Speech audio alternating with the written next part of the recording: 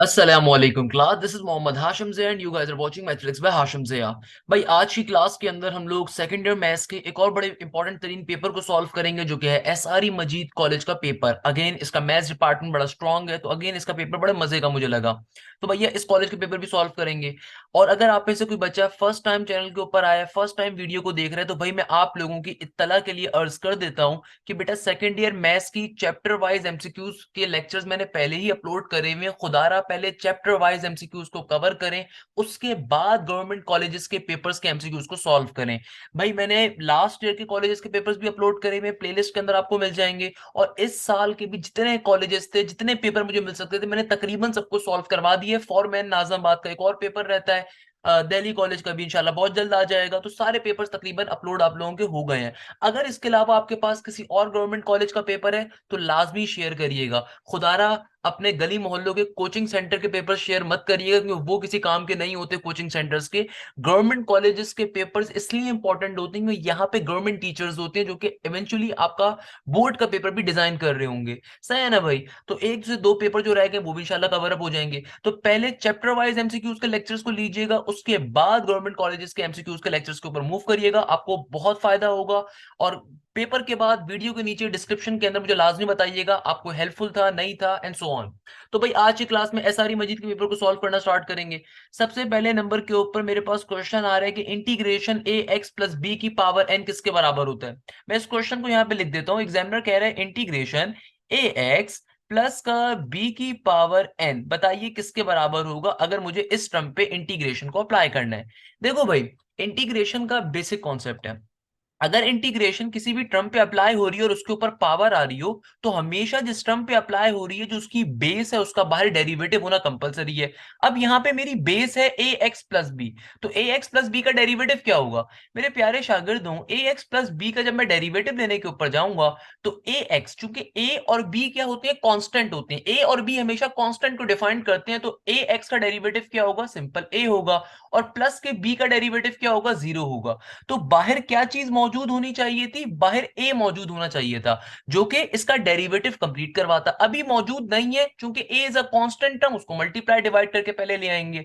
तो multiply divide करके मैं सबसे पहले ए को ले आऊंगा।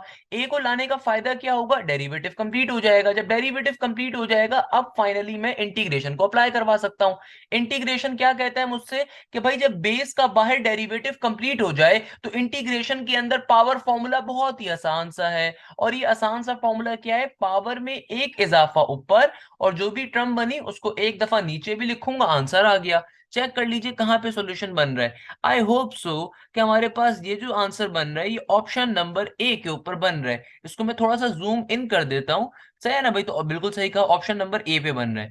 नेक्स्ट क्वेश्चन हमसे कहता है कि integration sine 3/4 x divided by x की वैल्यू क्या होगी? Limit, sorry, limit sine 3/4 x divided by x की वैल्यू क्या होगी? एक फंक्शन आपको गिवन है और फंक्शन आपको, क्वेश्चन बड़े इंटरेस्टिंग है। अब जो नेक्स्ट क्वेश्चन आ रहा है, क्वेश्चन क्या आ रहा है कि फंक्शन एफ एक्स की वैल्यू गिवन है आपको sine 3/4 x divided by X, तो limit X approaches to zero function के ऊपर। भाई मैं क्वेश्चन हमेशा लिख भी देता हूं ताकि किसी बच्चे को नजर ना आए, उसको इजीली से बात क्लियर हो जाए। आपको एग्जामिनर कह रहा है कि भाई देखो एक फंक्शन है और ये फंक्शन क्या है? Sine 3/4 into x divided by x. और बताइए अगर इस फंक्शन के ऊपर लिमिट क्या अप्रोच कर रही है? लिमिट की वैल्यू एक्स अप्रोच कर रही है जीरो के ऊपर। तो कैसे सॉल्व करेंगे? यानी कि बेसिकली लिमिट एक्स अप्रोच कर रहा है इस पर्टिकुलर टर्म के ऊपर, आपको इसका आंसर निकालना है। कैसे निकालूंगा? देखो, लिमिट निकालने का तरीकेकार सबसे आसान होता है कि जो भी आपकी लिमिट अप्रोच कर रही है उसको डायरेक्टली क्वेश्चन में डाल के चेक कर लीजिए।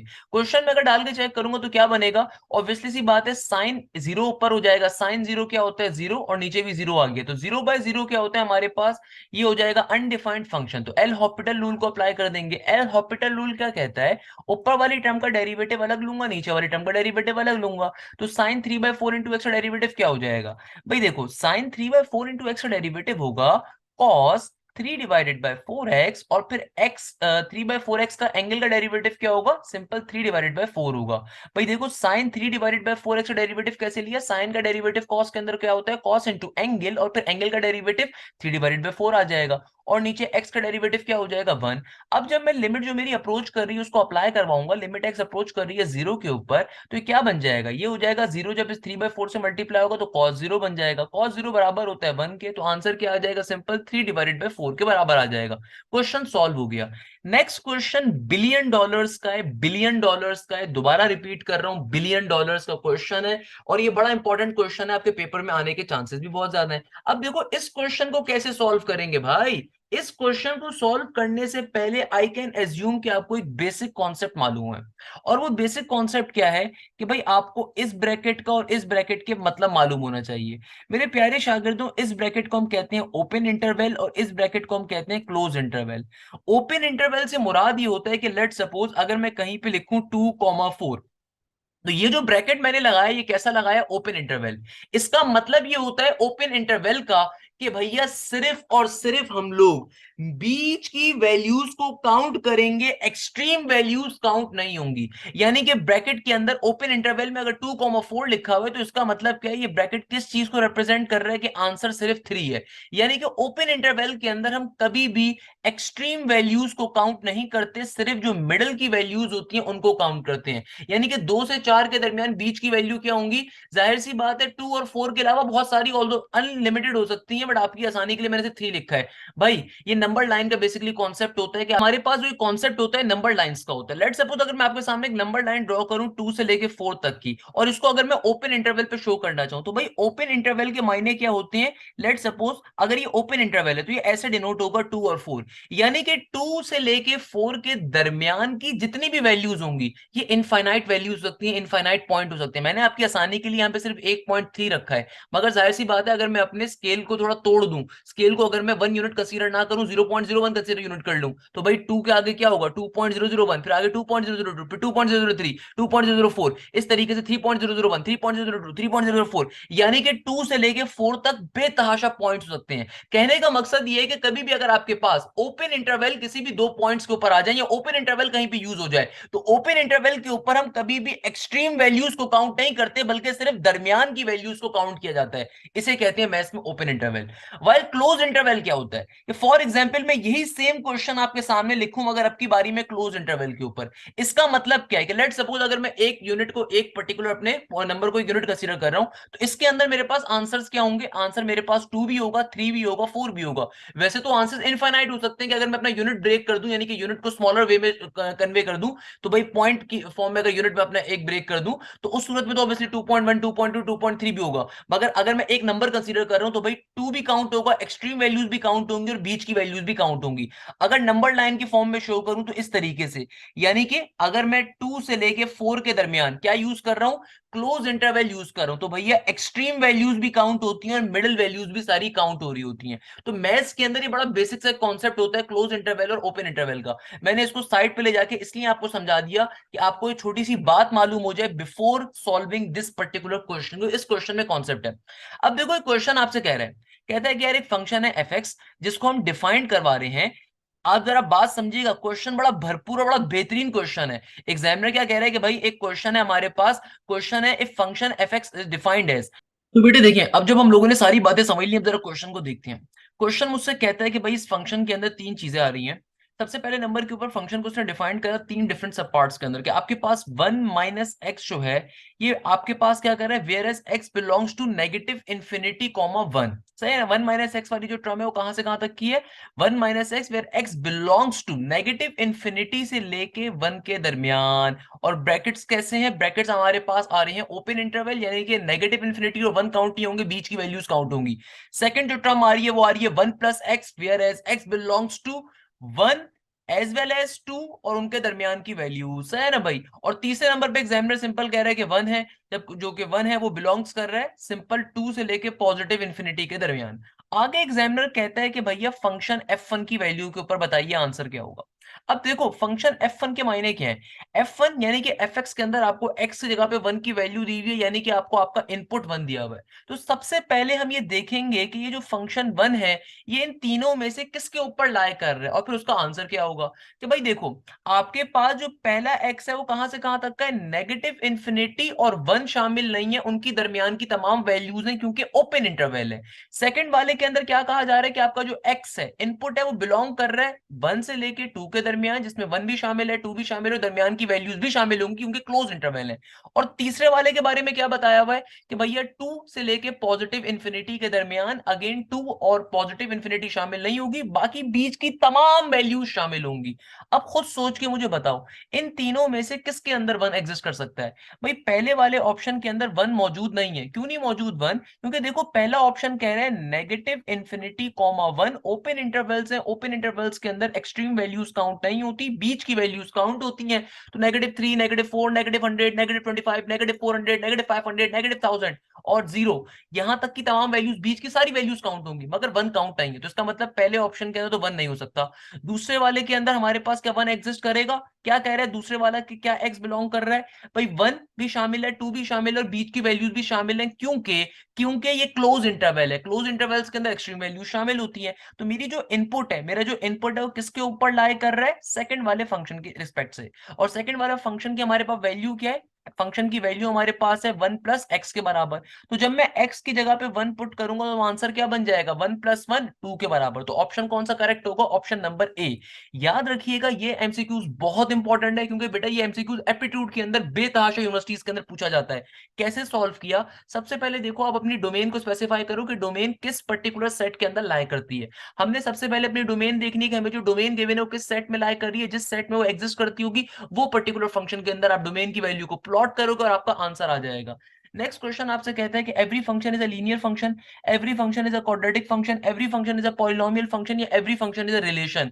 Option number D is the correct. दुनिया का हर फंक्शन रिलेशन होता है मगर दुनिया का हर रिलेशन फंक्शन नहीं होता। रिमेंबर दिस, फंक्शन रिलेशन होता है मगर दुनिया का हर रिलेशन फंक्शन नहीं होता। उसके पीछे रीजन ये है कि फंक्शन रिलेशन का डिफरेंस क्या होता है कि भाई रिलेशनशिप के अंदर मल्टीपल आउटपुट्स होते हैं और एक सिंगल इनपुट होता है, जबकि फंक्शन दुनिया में एक ऐसी चीज होती है इसका एक सिंगल इनपुट हो सिंगल आउटपुट हो। रिमेंबर दिस थिंग, क्लियर है भैया। नेक्स्ट क्वेश्चन आपसे कहता है कि लिमिट एक्स आपकी अप्रोच कर रही है। नेक्स्ट क्वेश्चन क्या कहता है कि भैया जो लिमिट है वो एक्स अप्रोच कर रही है √3 के ऊपर, वेयर क्वेश्चन गिवन है एक्स स्क्वायर माइनस का 3 डिवाइडेड बाय एक्स माइनस का √3। जब आप इस क्वेश्चन को सॉल्व करने के ऊपर जाओगे डायरेक्टली तो क्या बन जाएगा, ऊपर 0 आ जाएगा, नीचे भी हमारे पास 0 बन जाएगा। तो 0 डिवाइडेड बाय 0 का मतलब क्या है, एल हॉस्पिटल रूल अप्लाई करोगे। एल हॉस्पिटल रूल क्या कहते हैं, ऊपर वाली टर्म का डेरिवेटिव अलग ले लो, तो 2x माइनस का 0 और नीचे वाली टर्म का डेरिवेटिव अलग ले लेंगे। अब जब मैं फंक्शन को अप्लाई करूंगा, अब जब मैं अपनी लिमिट को अप्लाई करूंगा तो जहां जहां x आ रहा है मैं √3 पुट कर दीजिए, तो क्या बन जाएगा 2 √3 हमारा आंसर आ जाएगा। Simple is that. तो आंसर क्या आ जाएगा 2 √3। नेक्स्ट क्वेश्चन कहते हैं function is a continuous point x is equal to a if limit x approaches to a fx is equal to fa, limit x approaches to a if fx is equal not equal to fa, limit x approaches to a if fx exists। देखो भाई examiner क्या कह रहा है, दुनिया के अंदर function जो होगा वो कंटिन्यूस पॉइंट कब आपको मिलेगा। इसको मैं थोड़ा जूम इन कर देता हूं। एग्जामिनर क्या कह रहा है, a function is a continuous point at x is equal to a if dash of the following condition is true। कि भाई पहली कंडीशन ट्रू है, दूसरी है, तीसरी है, चौथी है। तो मेरे प्यारे शागिर्दों दुनिया में कभी भी कोई फंक्शन कंटिन्यूस फंक्शन जब बनता है तो क्या होता है, क्या रीजन है इसका, सिंपल आंसर क्या है, दुनिया में कभी भी फंक्शन एक कंटिन्यूस फंक्शन कब बनेगा, उस सूरत के अंदर बनेगा कि जब फंक्शन एग्जिस्ट करता हो यानी कि एफ ए की वैल्यू फाइनाइट हो। तो ऑप्शन नंबर ए जो है हमारे पास करेक्ट होगा। ऑप्शन नंबर ए जो है हमारे पास क्या होगा, करेक्ट होगा कि दुनिया में कभी भी कोई function point X is equal to A के ऊपर और कंटिन्यूस पॉइंट के ऊपर बनना चाहेगा तो उसकी वैल्यू क्या होगी, यानी कि limit F X into X approaches to A किसके बराबर होगा, हमेशा एफ ए के बराबर होगा। किस सूरत हाल के ऊपर होता है कि जब वैल्यू ऑफ एफ ए क्या हो, फंक्शन ए की वैल्यू फाइनाइट हो, लिमिट एग्जिस्ट करती हो, हमारे पास राइट हैंड लिमिट का जो रूल होता है सिंपल सा वो अप्लाई कर रहा हो। देखो कहने का मकसद ये है कि फंक्शन जो है कंटिन्यूस कब बनता है, किसी भी पॉइंट के ऊपर, कांस्टेंट पॉइंट के ऊपर, सिंपल पॉइंट के ऊपर, कि जब आपके पास लिमिट एग्जिस्ट कर रही हो। तो भाई simple is that option number A हमारी करेक्ट स्टेटमेंट को शो कर रहा है कि जब मैं अपनी पर्टिकुलरली, भाई देखो लिमिट का एक बेसिक कॉन्सेप्ट होता है ना कि अगर आप किसी कांस्टेंट टर्म की लिमिट लेते हो तो सिंपल तरीके से constant term as it is लिखा जाता है। ये बड़ी बेसिक सी बात होती है, अक्सर मैंने इंटरमीडिएट साइड पे आपको पढ़ाई हुई है, एप्टीट्यूड साइड पे भी पढ़ाई हुई है, पर बहरहाल इंटरमीडिएट साइड के ऊपर तो स्पेशली आप लोगों को पढ़ाई थी कि यार देखो दुनिया में कभी भी लिमिट किसी फंक्शन के ऊपर अप्लाई होगा, किसी भी टर्म के ऊपर अप्लाई होगा, किसी कांस्टेंट टर्म के ऊपर अप्लाई होगा।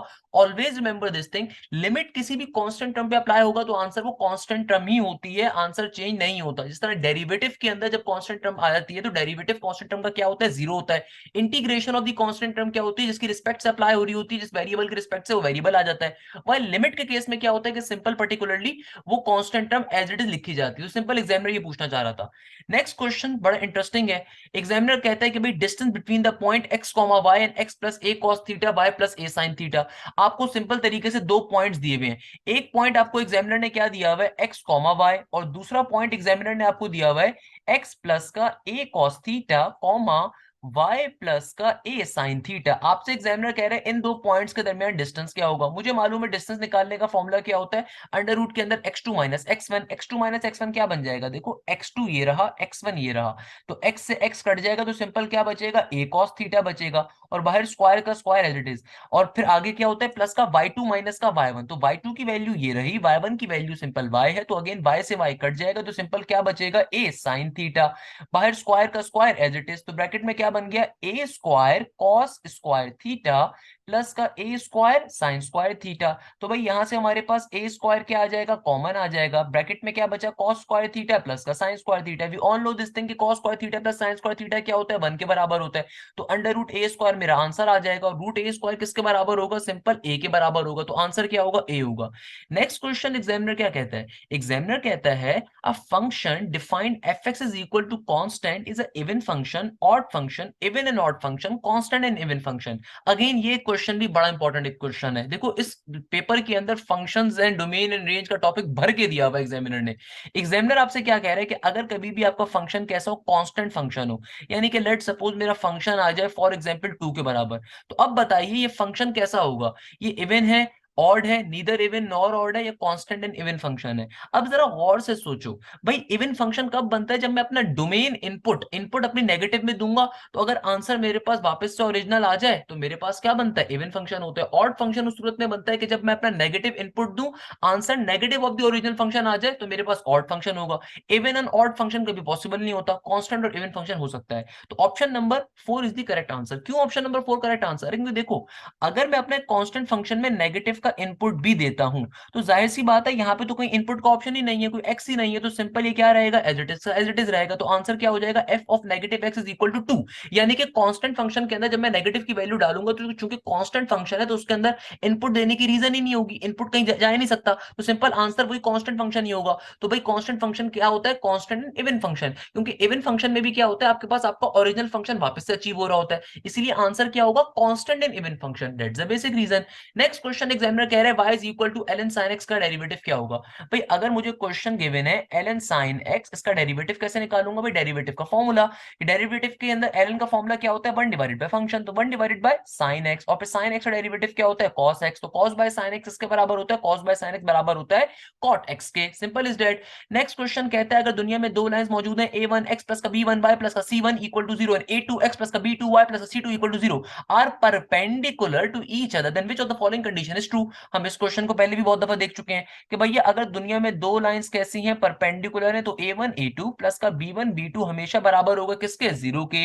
नेक्स्ट क्वेश्चन कहता है the inclination of a line segment joining the point 2,5 and 4,5 is dash. अब देखो इस क्वेश्चन को कैसे आप सॉल्व करोगे। एग्जामिनर आपसे कह रहा है कि आपके पास सिंपल तरीके से, और सारा बात समझिएगा, एग्जामिनर कह रहा है कि आपके पास दुनिया में एक पॉइंट है 2,5, लेट सपोज 2,5 जो है ना, इधर का कोई पॉइंट आ गया 2,5, कौन सा पॉइंट है 2,5, फॉर एग्जांपल x के ऊपर +2, y के ऊपर +5, तो 2,5 इधर आ गया। आगे कहता है कि भाई इस पॉइंट की वैल्यू आप बताओ किसके रिस्पेक्ट से, एंड 4,5, 4,5 दूसरा पॉइंट है, तो 4,5 कहाँ होगा, लेट सपोज x के ऊपर 4 ये रहा और y के ऊपर 5 का 5 ही है, सही है ना भाई, यानी कि y डायरेक्शन चेंज नहीं हो रही, तो ये लाइन कैसी बनेगी, ये line along the x axis बन रही होगी, और x एक्सिस की लाइन की हमारे पास इंक्लिनेशन क्या होती है, 0 डिग्री के बराबर होती है। आपको टेंजेंट थीटा वाला फॉर्मूला अप्लाई करने की जरूरत ही नहीं है। इस क्वेश्चन को सॉल्व करने के दो तरीके थे, देखो एक तरीका तो ये कि आप सिंपल वो घिसा पिटा फॉर्मूला यूज करो, tangent theta is equal to m2 minus m1 divided by m1 blah blah blah करके उस तरीके से निकालो, मगर उसमें आप नहीं निकाल पाओगे क्योंकि सिंगल एक लाइन आपको गिवन है, सही है ना। या फिर इसका एक और तरीका ये कि दो पॉइंट्स गिवन है, तो सिंपल तरीके से आप क्या करो, पॉइंट्स की हेल्प के ऊपर निकालो। बट अगेन इतनी डिटेल में जाने की जरूरत ही नहीं है, क्योंकि इस क्वेश्चन को बहुत आसान तरीके से समझाया जा सकता है। कैसे? कि आप सिंपल ग्राफ को प्लॉट कर लो। ग्राफ कैसा बनेगा इसका? देखो, एक पॉइंट गिवन है 2,5, लेट अस अज्यूम 2,5 ये वाला पॉइंट है। दूसरा पॉइंट क्या है? 4,5। 4,5 का मतलब क्या है कि देखो दोनों के अंदर y की वैल्यू सिमिलर है। इसका मतलब ये जो लाइन बनेगी x एक्सिस के अलोंग बन रही है, और हमें मालूम है कि a line parallel to x axis या फिर सिंपल लाइन जो x एक्सिस की होगी उनके इंक्लिनेशन या क्या होती है, 0 डिग्री के बराबर होती है, और उनका स्लोप क्या होता है, वो भी 0 होता है। अच्छा भाई, नेक्स्ट क्वेश्चन क्या कह रहा है? नेक्स्ट क्वेश्चन आपसे कहता है $1 का क्वेश्चन है। अक्सर बच्चे इसका आंसर गलत निकाल के आएंगे, अक्सर बच्चे 90% बच्चे इसका आंसर गलत निकाल के लाएंगे। क्वेश्चन कह रहा है ln e की पावर 2a, कहते हैं इसका डेरिवेटिव बताओ। अब मैं जब आपसे डेरिवेटिव पूछूंगा तो 90% बच्चा पता है क्या बोलेगा? सर ln e की पावर 2a का डेरिवेटिव, ln का डेरिवेटिव में फॉर्मूला होता है 1 डिवाइडेड बाय फंक्शन, तो फंक्शन यहाँ पे है e की पावर 2a। अब सिंपल तरीके से फंक्शन का डेरिवेटिव लेंगे तो e की पावर 2a का डेरिवेटिव क्या होगा? e की पावर 2a को एलटी एक बार लिखोगे, फिर पावर में आने वाले फंक्शन का डेरिवेटिव लूंगा तो 2a का डेरिवेटिव 2 हो जाएगा, और माशाल्लाह से बच्चे ये बात बता देंगे। हालांकि उन्हें बात मालूम ही नहीं है कि भाई a और b क्या होते हैं, कांस्टेंट होते हैं। तो देखो ln e की power 2a, it is not a function even. भाई e के ऊपर कभी भी अगर x आएगा तब वो फंक्शन बनता है। अगर e के ऊपर सिंपल कोई नंबर एग्जिस्ट कर रहा है, जैसे e के ऊपर अगर 2a आ रहा है, सही है ना, तो 2a क्या है? एक कांस्टेंट नंबर है। e के ऊपर कोई कांस्टेंट नंबर आएगा तो पूरी की पूरी term as a constant treat होती है, क्योंकि e खुद भी एक नेचुरल नंबर होता है। तो ये जो पूरा टर्म आपको गिवन है, एक नेचुरल नंबर गिवन है, सही है ना भाई। तो नेचुरल नंबर का डेरिवेटिव या सिंपल नंबर का डेरिवेटिव क्या होता है? 0 के बराबर होता है। आंसर क्या होगा? 0 होगा। नेक्स्ट क्वेश्चन कहते हैं radius of a circle x square plus Y square plus का 2gx प्लस का 2f5 प्लस का c is equal to 0 if dash. भाई रेडियस ऑफ अ सर्कल का फॉर्मूला क्या होता है? जी स्क्वायर प्लस का एफ स्क्वायर माइनस का सी के बराबर। नेक्स्ट क्वेश्चन कहते हैं the measurement of the angle between the line. अब आपको दो लाइंस गिवन है, जरा बात को समझिएगा, बड़ा मजे की बात है भैया। हमें दुनिया में दो लाइंस गिवन है, एक लाइन की वैल्यू गिवन है x प्लस का √3y इक्वल टू 4, और दूसरी लाइन गिवन है √3x माइनस का y प्लस का 2 इक्वल टू 0।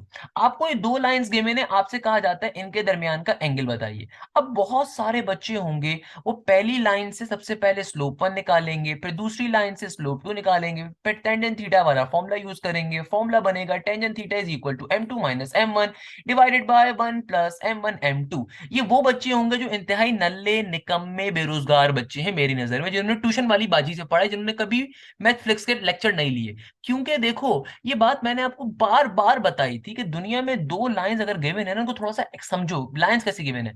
आपको जो पहली लाइन गिवन है और आपको जो दूसरी लाइन गिवन है, उसमें साफ तौर पे मुझे एक बात कॉमनली दिख रही है कि भैया पहली वाली लाइन और दूसरी वाली लाइन आपस में कैसी है? परपेंडिकुलर। मुझे कैसे पता चला दोनों लाइंस परपेंडिकुलर है? क्योंकि देखो, अगर दुनिया में कभी भी दो लाइंस परपेंडिकुलर होती हैं तो पहली वाली लाइन का जो भी x का कोफिशिएंट होता है सेकंड लाइन के y में मौजूद होता है विद अपोजिट साइन, और जो फर्स्ट लाइन का y कोफिशिएंट होता है वो सेकंड लाइन का x कोफिशिएंट होता है, और कांस्टेंट की वैल्यू कुछ भी हो सकती है, उन्हें नहीं देखा जाता। यानी कि लेट सपोज अगर आपके पास दुनिया में कभी भी दो लाइनें एग्जिस्ट कर रही हैं, दुनिया में अगर कभी भी दो लाइनें एग्जिस्ट कर रही हैं और वो परपेंडिकुलर है, तो याद रखिएगा फर्स्ट लाइन का जो y कोफिशिएंट होता है वो सेकंड लाइन के x पे होता है, और फर्स्ट लाइन का जो x कोफिशिएंट होता है विद अपोजिट साइन, वो सेकंड लाइन के y के पास मौजूद होता है। और अगेन हमारे पास कांस्टेंट कुछ भी हो सकता है, कांस्टेंट की टेंशन नहीं लेते। तो इसका मतलब क्या? लाइंस परपेंडिकुलर है, और परपेंडिकुलर लाइंस के दरमियान एंगल कैसा होता है? 90 डिग्री। अब देखो, जो नल्ला बेरोजगार बच्चा जिसने ट्यूशन वाली बाजी या बाजे से पढ़ा या अच्छे टीचर से पढ़ के भी उसने कॉन्सेप्ट नहीं लिए, वो बेचारा बैठ के इसको नॉर्मल फॉर्मूले पे सॉल्व कर रहा होगा, हाथ गंवा रहा होगा, हालांकि वो बेसिक कॉन्सेप्ट के ऊपर विद इन सेकंड में आंसर निकाल सकता था। नेक्स्ट क्वेश्चन कहता है if y is easily expressed in term of the independent variable x then y is called dash. It is an explicit function, it is an implicit function, it is a composite function, it is a parametric function. Examiner कह रहे हैं अगर y express किया जा सकता है in terms of the independent variable x, तब ये क्या कहलाता है? कैसे निकालोगे इसको? भाई इस क्वेश्चन का आंसर क्या है? Explicit function, option number A. याद रखिएगा, कभी भी y को अगर मैं इजीली एक्सप्रेस करवा सकूं इंडिपेंडेंट वेरिएबल x की फॉर्म के ऊपर, तो ऐसे y वाई के फंक्शन को हम क्या कहते हैं, एक्सप्लिसिट फंक्शन कहते हैं। सही है ना भैया, बेसिक कॉन्सेप्ट है। नेक्स्ट क्वेश्चन कहता है if function F x is equal to 1 plus x square. भाई एसआरई मजीद ने पूरा पेपर ही फंक्शन से बनाया हुआ है, जो कि बहुत इंपॉर्टेंट बात है, मजे का क्वेश्चन है। एग्जामिनर क्या कह रहा है कि भाई देखो, अगर मेरे पास फंक्शन मौजूद है 1 प्लस का एक्स स्क्वायर, तो बताइए इसका इनवर्स क्या होगा। अब इनवर्स निकालना बहुत ही आसान कॉन्सेप्ट होता है, आप लोगों को मालूम होना चाहिए। अगर किसी बच्चे को नहीं आता तो आइए जल्दी से सीख लेते हैं कि भाई देखो, कभी भी अगर आपको इनवर्स निकालना है तो इनवर्स निकालने का पैटर्न क्या होता है कि सबसे पहले नंबर के ऊपर जो आपने काम करना है, वो काम ये करना है कि आपने अपने ओरिजिनल फंक्शन को y से रिप्रेजेंट करवा लेना है। आपने अपने ओरिजिनल फंक्शन को y से रिप्रेजेंट करवा लेना है। इसके बाद जो आपने दूसरा काम करना होता है वो ये करना है कि भैया आप सिंपल तरीके से क्या करोगे, अपने फंक्शन को x की फॉर्म पे लिखो। यानी कि आपने सबसे पहले अपने फंक्शन को y की फॉर्म में रिप्लेस करवा दिया, यानी कि जहां भी fx आ रहा था वहां y आ गया। अब यहां से x की वैल्यू निकालो, तो x की वैल्यू किसके बराबर होगी, देखो प्लस का 1 जब वहां जाएगा माइनस का 1 बन जाएगा, तो इक्वल टू के बाद एक्स स्क्वायर का एक्स स्क्वायर। तो हमारे पास सिंपल तरीके से x की वैल्यू किसके बराबर आ जाएगी, x की वैल्यू बराबर आ जाएगी अंडर रूट के अंदर y माइनस के 1 के बराबर। किसके बराबर आ जाएगी, अंडर रूट y माइनस 1 के बराबर। अब जहां पर भी आपके पास x आ रहा है उसको रिप्लेस करवा दो आप f इनवर्स x से, और जहां पर भी आपके पास y आ रहा है उसको रिप्लेस करवा दो x के साथ। तो सिंपल तरीके से हमारा आंसर आ जाएगा इनवर्स का। इनवर्स निकालने के 3 स्टेप्स होते हैं। पहला स्टेप होता है कि भैया जो भी आपका पर्टिकुलर एफ एक्स वाली टर्म है उसको y से रिप्लेस करवाओ, स्टेप नंबर 1। सेकंड स्टेप ये होता है कि भैया x की फॉर्म के अंदर अपने पूरी की पूरी टर्म को लिखो, यानी कि x की फॉर्म के अंदर क्वेश्चन को रीअरेंज करवाओ। और थर्ड स्टेप ये होता है कि जहां पर x आ रहा है वहां पे f इनवर्स लिख दिया जाए, और जहां पे y आ रहा है वहां पे x लिख दिया जाए, तो आपके पास सिंपल तरीके से आंसर आ जाएगा। तो इस क्वेश्चन का आंसर क्या होगा हमारे पास, f inverse x is equal to root के अंदर सिंपल तरीके से x माइनस का 1, जो कि यहाँ पे हमारे पास कौन सी स्टेटमेंट सही होगी, obviously option number C will be the correct answer. अच्छा, यहाँ पे आपको क्वेश्चन जो कि एफ एक्स की फॉर्म में गिवन था और उसने यहाँ पे y को रिप्लेस नहीं करवाया, y वाली टर्म ऑलरेडी लिखी हुई, तो कोई मसले की बात नहीं है। Variable can be change, variables can भी आगे पीछे किए जा सकते हैं, variables can be differentiate in order to confuse you, तो उसमें परेशान मत होइएगा कि यहाँ पे एग्जामिनर ने अपने जो फंक्शन है उसको y से रिप्रेजेंट किया हुआ है। देखो x कहीं यूज नहीं करा, उसने y से चीजों को रिप्रेजेंट किया हुआ है, तो उसमें परेशान होने की जरूरत नहीं है, वो खाली कंफ्यूज करने के लिए आपको दिया हुआ है। तो आपका करेक्ट आंसर कौन सा है, ऑप्शन नंबर सी। भाई सिंपल, उसने आपको एग्जामिनर ने कंफ्यूज करने के लिए जहां जहां एक्स है ना उसको एक तरीके से वाई की फॉर्म पे लिखा हुआ है ताकि बच्चा कंफ्यूज हो जाए, तो उसमें कंफ्यूज होने की जरूरत नहीं है। नेक्स्ट क्वेश्चन कहता है कि अगर मेरे पास एक फंक्शन है f x is equal to y, और उसी फंक्शन के अंदर एफ इनवर्स वाई एग्जिस्ट कर रहा है, तो बताइए ऐसे फंक्शन को हम क्या कहते हैं, 1, 1 -1 onto function, both 1 on 1 onto, या नन ऑफ देम। जल्दी से सोच के बताइए। तो हमारे पास क्वेश्चन आ रहे हैं बिलियन डॉलर्स का क्वेश्चन, अगेन ये थ्योरेटिकल एमसीक्यूज आ रहे हैं, बड़ा इंपॉर्टेंट एक कॉन्सेप्ट है, खुदा रहा ये पेपर बहुत इंपॉर्टेंट है। एग्जामिनर क्या कह रहे हैं, कहता है कि भाई अगर दुनिया में कोई भी फंक्शन आपके पास मौजूद है, कोई भी फंक्शन मौजूद है, और अगर उस फंक्शन का इनवर्स एग्जिस्ट करता है, तो बताइए ये 1 on 1 फंक्शन कहलाएगा, ऑन टू कहलाएगा, बोथ कहलाएगा, नन ऑफ देम कहलाएगा। याद रखिएगा दुनिया में सिर्फ 2 तरह के ऐसे फंक्शंस होते हैं जिनका इनवर्स एग्जिस्ट कर रहा होता है, एक कहलाता है 1 on 1 फंक्शन और एक कहलाता है ऑन टू फंक्शन। यानी कि option number C will be the correct answer. यानी कि एक ऐसा फंक्शन जो कि प्रॉपर्ली फंक्शन हो जिसका इनवर्स भी एग्जिस्ट करता हो, वो सिर्फ या तो 1 on 1 हो सकता है या ऑन टू हो सकता है, इसके अलावा कुछ नहीं होता।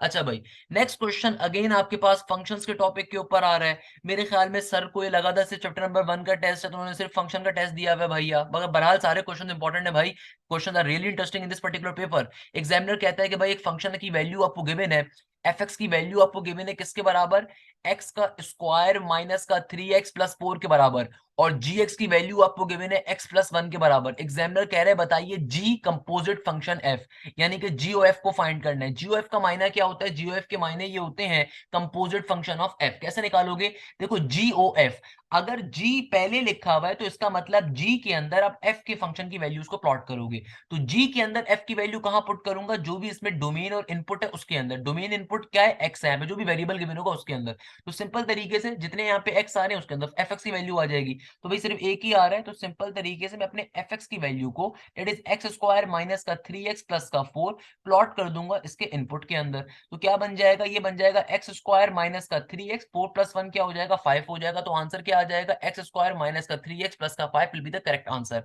भाई हमने इसको एक और पेपर में भी सॉल्व किया था, डीजे के अंदर एफओजी का पूछा बता। तो भाई क्या मतलब होता है जीओएफ या एफओजी का, जीओएफ का मतलब ये होता है composite function. Let suppose for example आपको एफ एक्स की वैल्यू अगर गिवन है 2 प्लस का एक्स, और आपको जीएफ की वैल्यू गिवन है, जीएक्स की वैल्यू आपको गिवन है 3 प्लस का एक्स।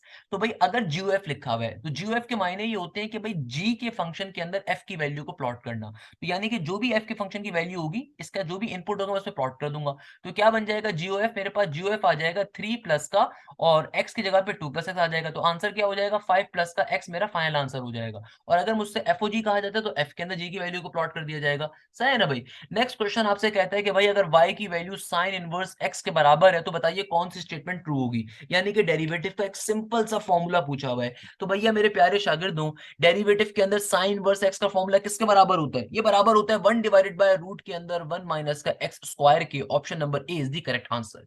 इस तरीके से एसआरई मजीद के तमाम एमसीक्यू सॉल्व होते हैं। याद रखिएगा ये पेपर बहुत इंपॉर्टेंट था क्योंकि इसमें 90% question work from functions and graphs के टॉपिक के। आई होप कि आपको क्वेश्चन समझ में आए होंगे, मजे के लगे होंगे। खुदारा इनको लाजमी समझिएगा। मैंने सेकंड ईयर मैथ्स की चैप्टर वाइज एमसीक्यूज की लेक्चर्स पहले ही अपलोड करे हुए हैं। अब ये कॉलेजेस के पेपर्स अपलोड कर रहा हूँ। देखो कॉलेजेस के पेपर्स का फायदा ये होता है कि आपको डिफरेंट एग्जामिनर्स की, डिफरेंट टीचर्स के माइंड सेट का अंदाजा होता है। जैसे कोई भी टीचर जिसका पेपर सॉल्व करो तो आपको पता चलता है उसकी नेचर क्या है। तो आपको बोर्ड की टीचर्स की नेचर पता चल रही होती है, किस तरह के एमसीक्यूज आ रहे हैं। तो याद रखिएगा भाई, आपको डिस्क्रिप्शन के अंदर दोनों पेपर्स मिल जाएंगे जो मैंने सॉल्व करवाए, आपको इजीली वहां पे मैं अपलोड कर दूंगा, तो आप उसको वहां से देख सकते हैं। सॉल्यूशन वगैरह सारे अवेलेबल होंगे। तो इस लेक्चर को खुद भी देखिएगा, अपने दोस्तों से लाजमी शेयर करिए क्योंकि इंपॉर्टेंट कॉलेज है। तमाम एजुकेशनल ग्रुप्स के अंदर, चाहे वो फेसबुक हो चाहे व्हाट्सएप हो, अपने कॉलेज के, अपने कोचिंग के ग्रुप में लाजमी शेयर करिएगा फ्रेंड्स के साथ। मुझे बहुत सारी दुआओं में याद रखिएगा। कि अल्लाह मियां मेरा कोई बेहतरी फरमाए। जज़ाक अल्लाह, thank you so much. Hashim Zia signing of.